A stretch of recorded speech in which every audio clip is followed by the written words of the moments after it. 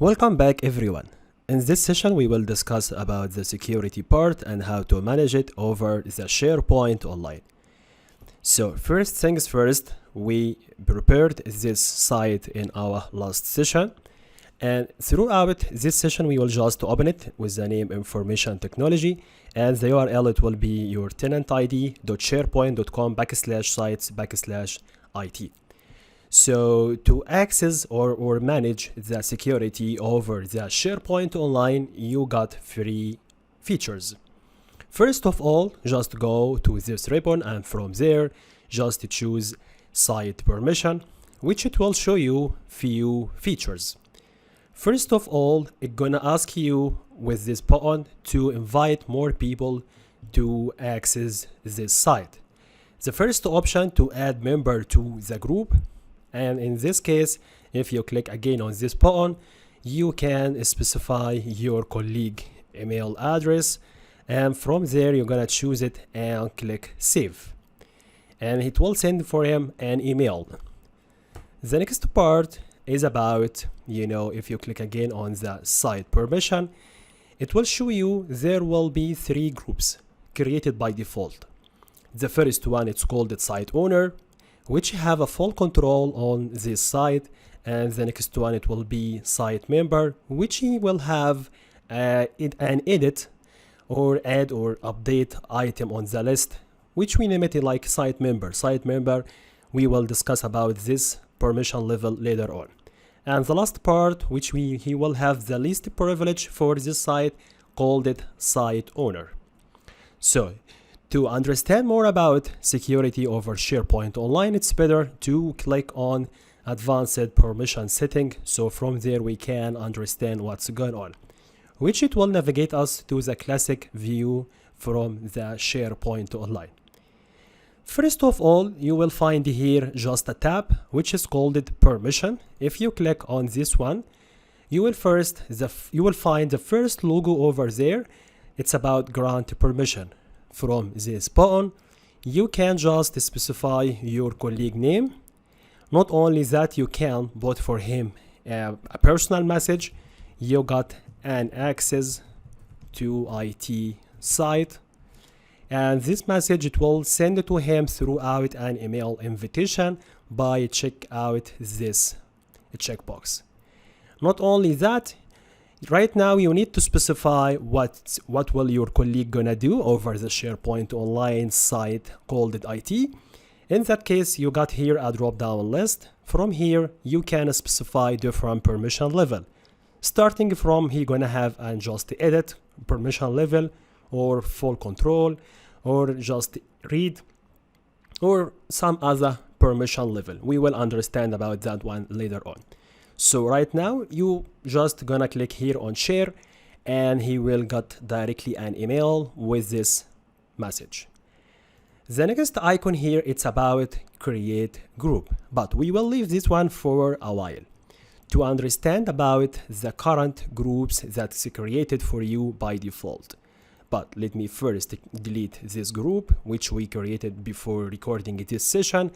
And right now, any SharePoint online, it will come with the default three groups.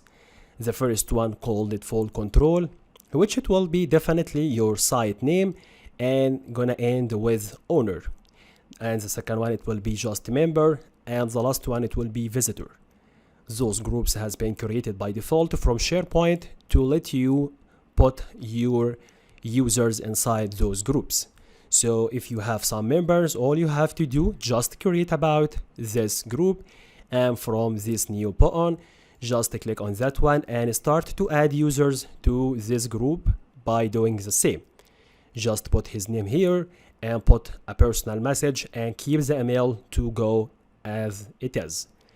Not only that, if you put an email by mistake, you just have an option by check out this part, and from action you can remove this user from the group, and from that message, pop-up message, you can confirm about the user from this one.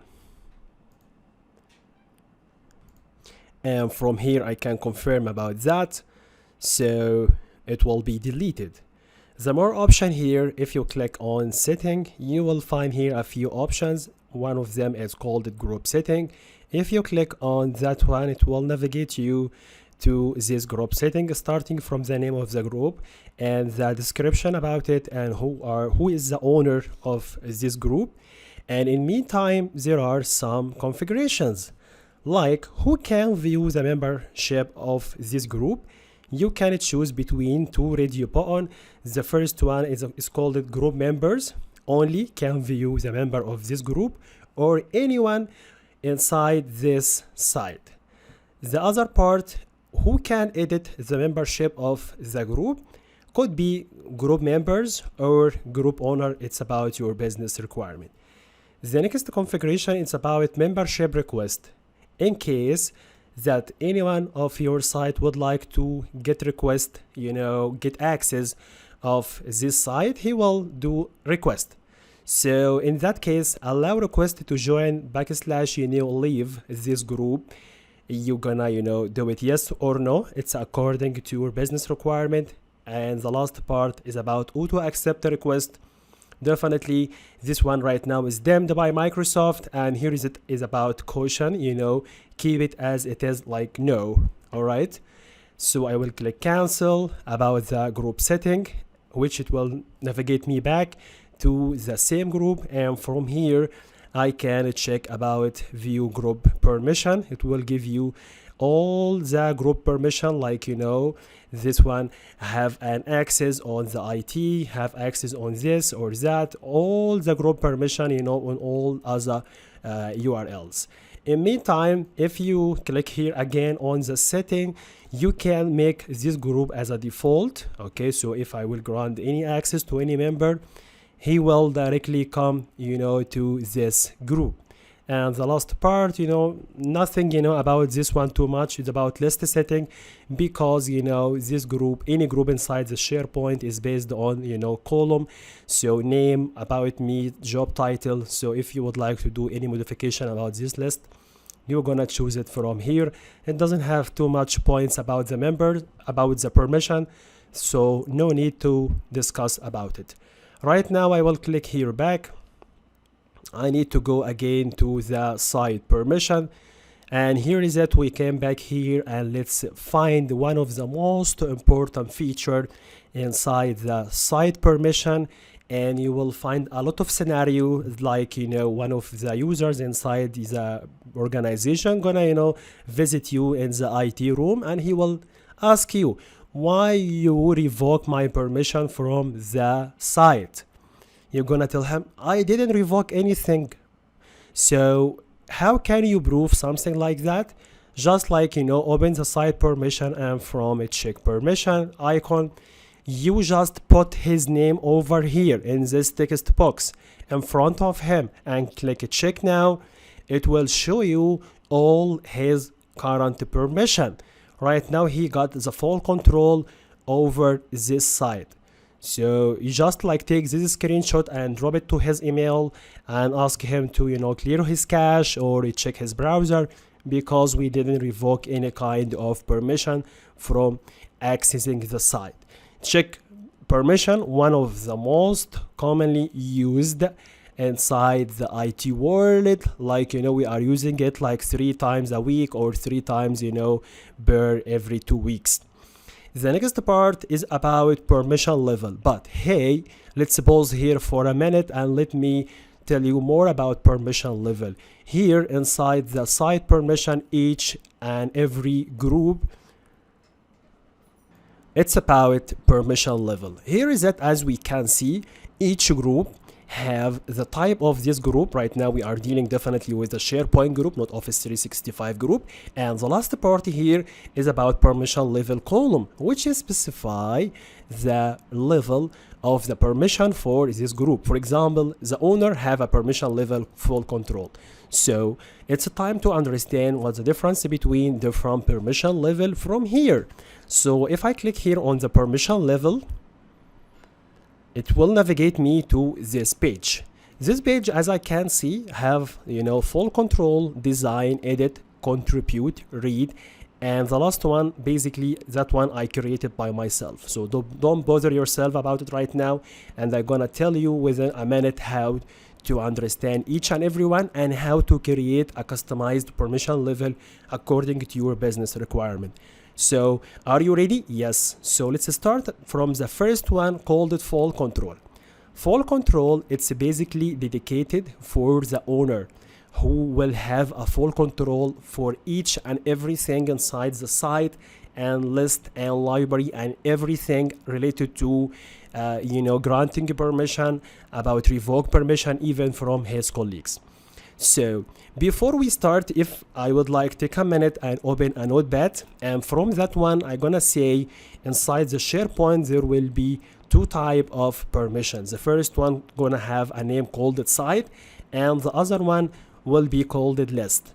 Okay, so if we come here again, you will find it.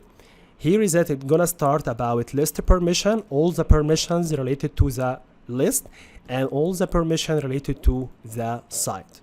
All right, so if we're gonna start about all the permissions related to the list, here we need to understand that list have anything have a list, it's about data by end of day. So if we're gonna discuss about the list, we are discussing about data. And in the science of discussing about data, for example, database, whatever you are dealing with Oracle, dealing with SharePoint, dealing with any kind of data, you need to understand that there will be two types of data. It's about DDL and DML.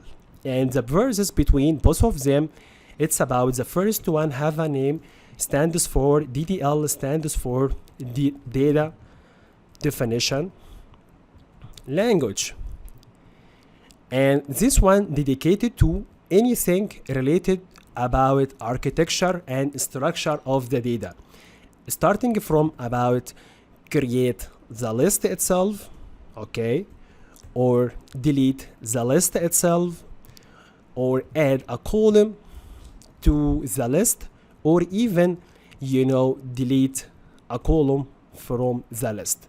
So we are discussing about big things, not about someone add item or delete item from the list. We are discussing about big modification in the list. Someone gonna create a new list from the scratch, or delete this list with all the data inside this list. So a few years back I was dealing with one of my biggest client, and he got a list. This list have more than 20,000 records, and unfortunately he granted permission to one of his employee who doesn't have a lot of knowledge about SharePoint, and unfortunately he deleted the list itself, which led to deleting all the records like that from the list. So in that case, you need to understand when exactly you're gonna grant this kind of permission if it related to DDL, because DDL, one mistake inside it, it will screw your data. Okay, so right now I'm talking about DDL. DDL stands for data definition language, and it's related about big things. Okay, like adding, deleting columns from the list, for example. And the next one, it's called DML. In DML world, it's like something any end user can work on it. DML stands for data manipulation language, and in this one any end user can deal with it because it's standard for CRUD operation. What's about CRUD operation? It's about add, okay, or edit, or delete, or even view an item. So by end of day he is communicating with a single atomic item. He's about adding a new item to the list, or edit, if he's a professor in the college and he wanted to add the student name, or he wanted to update the student grade, or even though he wanted to delete some of the students from this course because he decided to don't continue this course, or view the data of this student, or even if you are dealing with some other business which you will have a product list, and inside this product list you have an end user who is filling the data related to the product and the product quantity, product price, all of that stuff. If you would like even to update the product price, he wanted to delete this product because it is not available anymore. So all of that related to DML, which we name it, as a CRUD operation. Okay, so this basically two things related to the data if you are dealing with the list. What about SharePoint? In that SharePoint, you're gonna find here is about managing a list, which is basically DDL have this permission, which we can grant to the full control. He can create, delete the complete list. He can add or remove a complete column inside the list or inside the SharePoint document library. Or even though he can as well add or remove public view, which your end user had used on this view. The more things here you will find on this line is about DML. You're gonna grant your end user like add an item to the list or document library. For example, he can upload documents, it's okay. He can edit one of the documents, he can edit some list item, no problem. What about delete? Some business gonna ask you to revoke this delete option from end user. And the next one is about view item. View item by end of day, it's nothing. Someone is like connecting to your document library, definitely he wanted to view the document library. And here is that the full control, he will have a complete access for all the permissions here, even though he can override the list behavior. What I mean about override list behavior, when we will discuss about document checkout and the check-in, and some of your end user already did a checkout to one of the documents and he traveled to spend his vacation on Maldives and he don't have any access to the laptop from there, and any end user inside your business or inside your organization cannot access this file because it's already checked out to one of his colleagues. So right now we need to communicate to the owner of this site to override this list behavior and discard any checkout to any end user who cannot do a check-in right now because he doesn't have any access. This one happen a lot, even to one of my colleagues. He have a long trip and he is in airplane right now, and we need to check one of the documents and we need to update this one. So in that case, no need to communicate with him. We can directly discard any kind of a checkout. The next one is about approve item. It knows about it. If you have any kind of approving, open item, view versioning, delete versions. Even he can create alerts. This one definitely anyone can have it. And right now we finished the complete description of list permission. All of that is about behavior with list. Okay, let's move to the site. Definitely site will have as well managing permission, which meant to say he can create or change permission level of the website. He can come to this site permission. He can revoke some permission from end user. He can grant some end user a more privilege. He can lower them. He can write deny, revoke, grant, whatever. He is the owner by end of day. He can definitely view any kind of analytics data. He can create sub-site as an owner. Sub-site, we will discuss it later on as well. He can definitely communicate with all kind of master data, like apply theme, apply style sheet, do some customization to the page, dealing with web part pages, dealing with any kind of HTML, any kind related to the site behavior. He can deal with it. Anyway, we will move on out of this and we will click here cancel. But right now we understand the full control means he can do anything inside the SharePoint. The next one directly, it's called design. Design, from its name, it's about a huge permission, but not all the permission level he will get, but he will specifically related to any kind of design related to themes, master data, that kind of permission. So definitely he will have all the access on the list permission, starting from managing list, create list, add item, delete item, all of that. Besides, definitely he can customize the page, he can add HTML, update HTML, delete HTML, he can apply themes, border, apply style sheet, do whatever he can, but he cannot manage permission. He cannot create subsite, definitely, because he is not the owner of this site. All right, perfect. The next part out of design, it will be edit. In this edit, he doesn't have permission of overriding list behavior. He can create list, he can create document library, but he cannot discard any checkout over there. As well, he cannot approve any item. More than that, he cannot manage permission, definitely, and all the stuff related to the design, he doesn't have any permission to update the design of the page, even though he cannot create definitely a group, okay, SharePoint group, and all the other stuff he have it. The next part, which most of SharePoint power user have it, which is called it contribute. Contribute, he doesn't have any managing list, he cannot create, delete list, he cannot do that one. He's dealing only with the DML. He doesn't have a communication with DDL. All he have it with DML only, starting from add item, edit item, delete item, view item, all of that. Besides, he can view versioning, delete versioning, and definitely as well, he doesn't have any communication or any permission of managing a permission over the site, and definitely anything related to the design part. All right. Right now it's like fair enough. I think you understand it very well. And the last part here is about read.